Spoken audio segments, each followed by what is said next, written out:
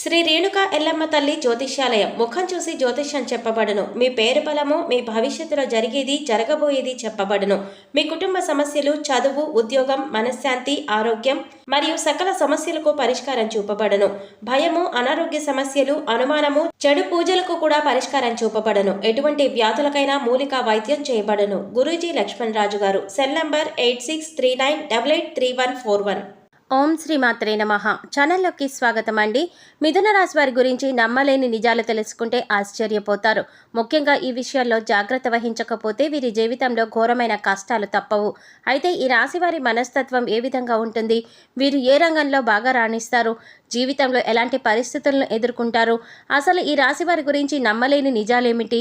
అలాగే ఘోరమైన కష్టాల నుంచి తప్పించుకోవాలంటే వీరు ఏ విషయాల్లో జాగ్రత్తలు వహించాలి?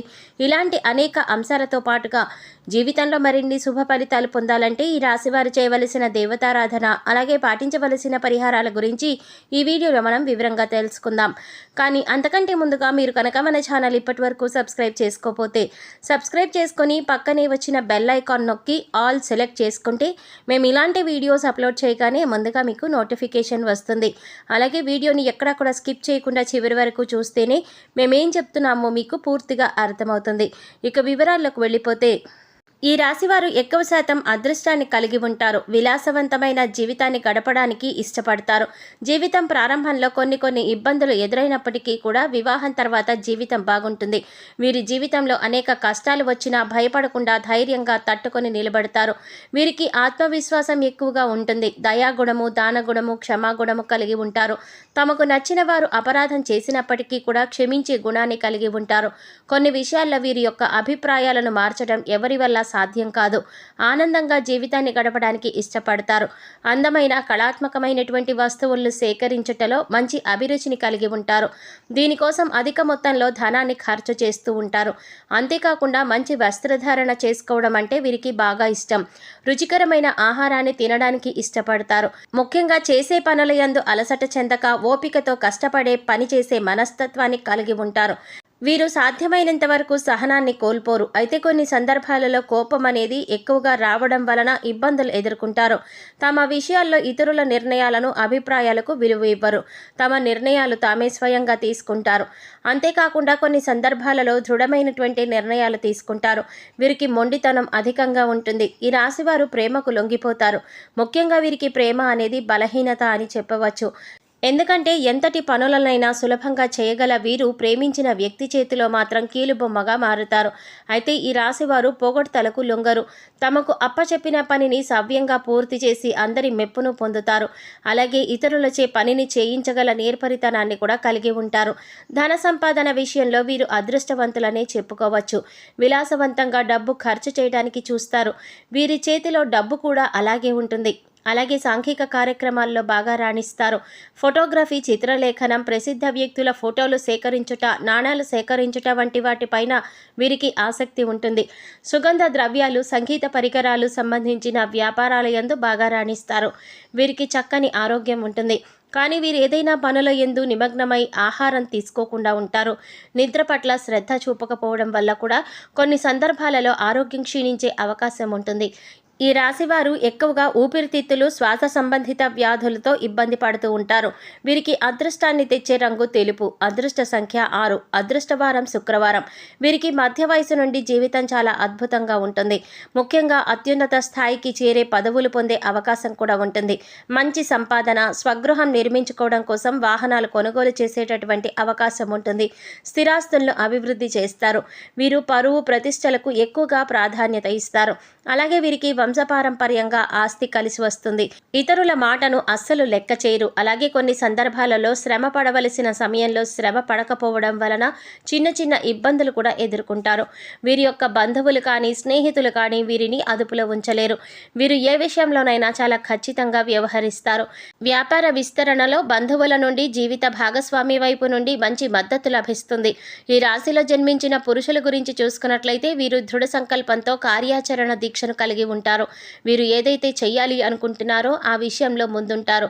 అనుకున్నది సాధించేంత వరకు నిద్రపోని మనస్తత్వం కలిగి ఉంటారు.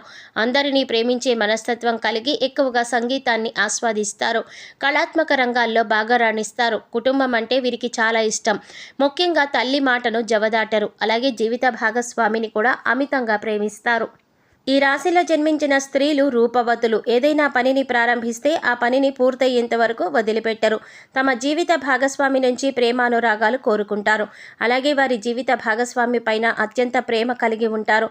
ఈ రాశిలో జన్మించిన స్త్రీలకు మొండితనం అధికంగా ఉంటుంది. వీరికి కోపం చాలా త్వరగా వస్తుంది. అలాగే కోపం చాలా సులభంగా పోతుంది. కుటుంబం అన్నా కుటుంబ సభ్యులన్నా అమితమైన ప్రేమను చూపిస్తారు. వృత్తిపరంగా చిత్ర విచిత్రమైన వృత్తుల్లో బాగా రాణిస్తారు. వీరికి సృజనాత్మక ఎక్కువగా ఉంటుంది. నూతన విషయాల పట్ల ఆసక్తిని కలిగి ఉంటారు. ఈ రాశి వారు ఘోరమైన కష్టాల నుంచి విముక్తి పొందాలంటే ఏ విషయాల్లో జాగ్రత్త వహించాలి అనే విషయం గురించి చూసినట్లయితే వీరికి కోపం, ఆవేశం, మొండితనం అనేది ఎక్కువగా ఉంటుంది. కాబట్టి ఈ 3 విషయాల్లో చాలా జాగ్రత్తగా ఉండాలి. కొన్ని సందర్భాలలో మొండి పట్టుదల వదిలేయాలి. అలాగే ఎదుటివారి భావాలకి కూడా విలువనివ్వాలి. కోపంలోనూ ఆవేశంలోనూ ఎటువంటి నిర్ణయాలు తీసుకోకూడదు. అలాగే వీరు వివాదాలకు సాధ్యమైనంత వరకు దూరంగా ఉండడం మంచిది. అనవసరమైనటువంటి వివాదాల వల్ల వీరికి వ్యాపారపరంగా నష్టం వాటిల్లే అవకాశం కూడా ఉంటుంది. కాబట్టి వివాదాలకు సాధ్యమైనంత వరకు దూరంగా ఉండడం మంచిది. అలాగే మీరు ఎదుటివారితో మాట్లాడేటప్పుడు తొందరపాటు మాటలు కాకుండా ప్రతి ఒక్క విషయాన్ని కూడా ఆలోచించి మాట్లాడడం మంచిది. దీనివల్ల కుటుంబంలో మనస్పర్ధలు పెరిగే అవకాశం ఉంటుంది. కాబట్టి మాట్లాడేటప్పుడు చాలా జాగ్రత్తగా మాట్లాడాలి.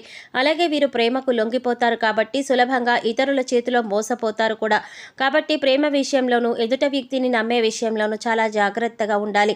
అలాగే జనవరి, ఫిబ్రవరి మాసాలలో పాదరక్షలు కొనుగోలు చేస్తే అది మీకు దురదృష్టాన్ని తీసుకువస్తుంది. కాబట్టి జనవరి, ఫిబ్రవరి నెలలలో ఎప్పుడు పాదరక్షలు కొనకండి.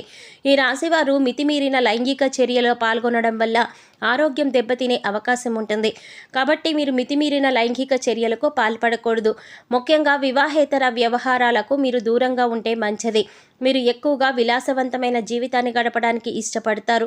దీని వలన కొన్ని సందర్భాలలో దురలవాట్లకు కూడా లోనయ్యే అవకాశం ఉంటుంది. కాబట్టి దురలవాట్లకు దూరంగా ఉండాలి.